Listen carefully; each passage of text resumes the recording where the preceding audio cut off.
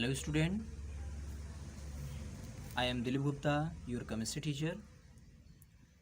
Today's we are going to be continue our topic or our chapters which name is some basic concept of chemistry, which is the first chapters of class 11th.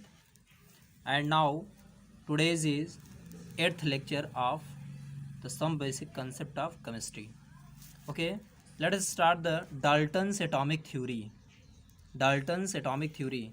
So the Daltons proposed the atomic theory to explain the laws of chemical combination. You know that the chemical combination you have already discussed in previous lectures, and you have studied so many laws. Okay. So the main features of his theory are as follows. Number one, all matter is made up of atoms which are indivisible, means cannot be broken. An atom is the smallest particle of an element that can take part in a chemical reaction. Now, now the another thing, second one is the all atoms of an element are taken in their mass and chemical properties.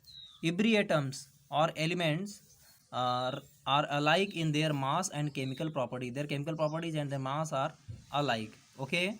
Atoms of different elements are different in mass and chemical properties. Now third one is the atoms can neither be created nor be destroyed. You have already known about these properties. Atoms of one element cannot be changed into atom of another element. Okay. Number fourth is compounds are formed by the combination of atoms of more than one element in a fixed whole number ratio.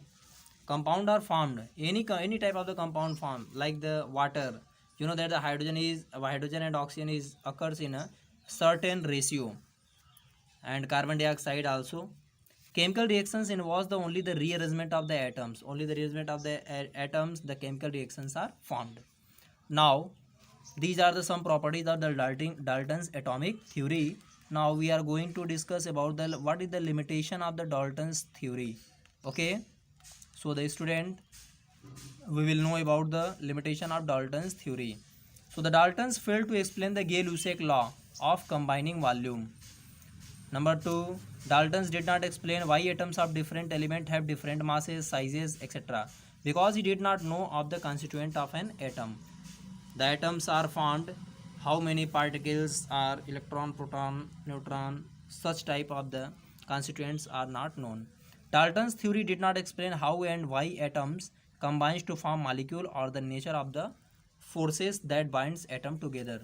Okay, these are the some limitation of the Dalton's theory. And now our next law is Avogadro's hypothesis. Okay, so according to Avogadro, equals volume of gases contains an equal number of molecules under the same conditions of temperature and pressure. Avogadro was able to explain Gay-Lussac law with with his hypothesis. For example, student, 2 volume hydrogen plus 1 volume oxygen gives 2 volume water is in vapor form. Now 2 volume means 2A molecules. For molecules, 2A molecules, A molecules, because volume, the oxygen volume has to be taken 1 volume. So A molecule, 2 volume of water, that is 2A molecules. Now 2 molecules, 1 molecules, 2 molecules. Okay, here there are 4 atoms, 2 atoms and 2 molecules. Now 2 atoms, 1 atoms and 1 molecules. Okay, so you can here look at that the atom, molecules, volume, all are fixed, which cannot be changed either in a reactant side or in product side, because volume is equal to molecules is equal to atoms, and like here volume, molecule, atom, volume, molecule, atoms. Okay, thank you.